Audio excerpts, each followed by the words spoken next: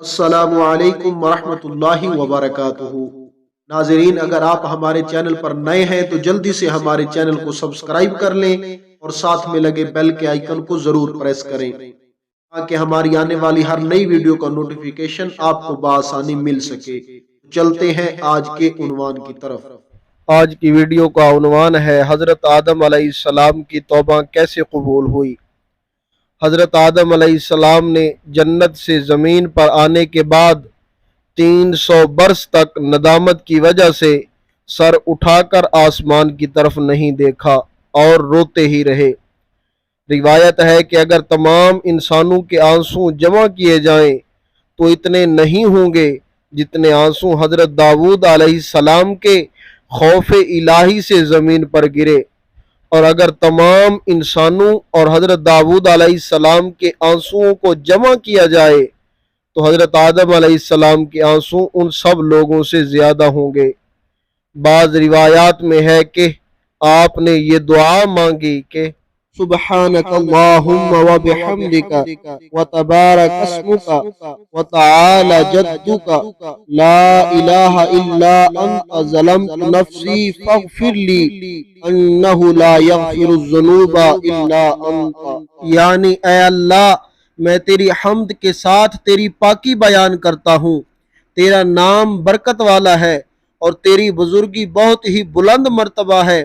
اور تیرے سوا کوئی معبود نہیں ہے، میں نے اپنی جان پر ظلم کیا ہے، تو مجھے بخش دے، کیونکہ تیرے سوا کوئی نہیں ہے جو میرے گناہوں کو بخش دے۔ اور ایک روایت میں ہے کہ ربنا ظلمنا انفسنا وان لم تغفر لنا وترحمنا لنکونن من الخاسرین، پڑھا یعنی اے رب پروردگار، ہم نے اپنی جانوں پر ظلم کر لیا، اور اگر تو ہمیں رحم فرما کر نہ بخشے گا تو ہم گھاٹا اٹھانے والوں میں سے ہو جائیں گے۔ لیکن حاکم و طبرانی و ابو نعیم و بہقی نے حضرت علی المرتضیٰ شیر خدا رضی اللہ تعالی عنہ سے مرفوعاً روایت کی ہے کہ جب حضرت آدم علیہ السلام پر عطاب الہی ہوا تو آپ توبہ کی فکر میں حیران تھے، ناگہاں اس پریشانی کے عالم میں یاد آیا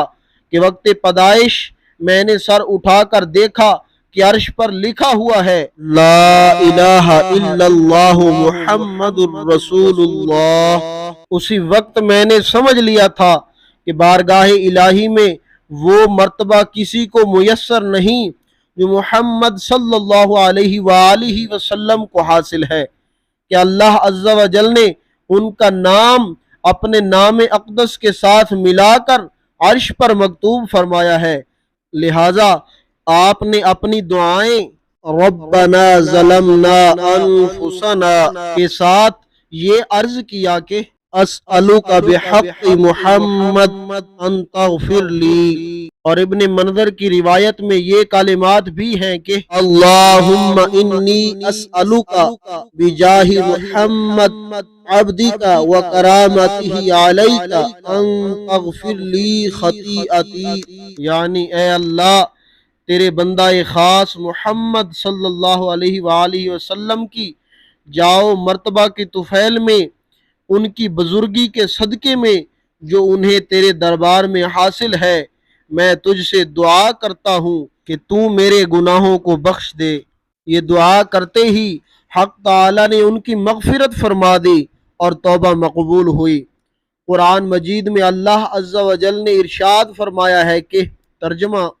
پھر آدم نے اپنے رب سے کچھ کلمات سیکھ لیے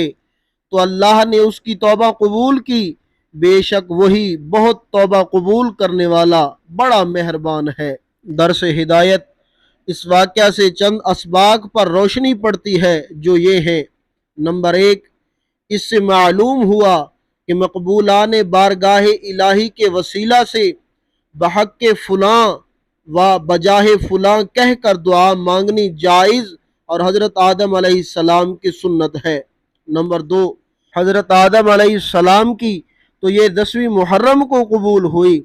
جنت سے نکلتے وقت دوسری نعمتوں کے ساتھ عربی زبان بھی آپ سے بھلا دی گئی تھی، اور بجائے اس کے सुरयानी ज़ुबान आपकी ज़ुबान पर जारी कर दी गई थी, मगर तौबा मकबूल होने के बाद फिर अरबी ज़ुबान भी आपको अता कर दी गई। नंबर 3, चूँकि हज़रत आदम अलैहिस्सलाम की ख़ताए इज्तिहादी थी और इज्तिहादी ख़ता मासियत नहीं है, इसलिए जो शख्स हज़रत आदम अलैहिस्सलाम को आसी या जालिम कहेगा वो नबी की तौहीन के सबब से काफिर हो जाएगा। अल्लाह अज़्ज़ा व जल मालिक व मौला है, वो अपने बंदाए ख़ास हज़रत आदम अलैहिस्सलाम को जो चाहे फरमाए, उसमें उनकी इज्जत है। दूसरे की क्या मजाल कि खिलाफ अदब कोई लफ्ज़ ज़ुबान पर लाए और कुरान मजीद में अल्लाह अज़्ज़ा व जल के फरमाए हुए कलिमात को दलील बनाए। अल्लाह अज़्ज़ा व जल ने हमें अंबियाए किराम अलैहिमुस्सलाम की ताज़ीम व तौक़ीर और उनके अदब व इताअत का हुक्म फरमाया है, लिहाजा हम पर यही लाजिम है कि हम हज़रत आदम अलैहिस्सलाम और दूसरे तमाम अंबियाए किराम अलैहिमुस्सलाम का अदब व एहतराम लाजिम जाने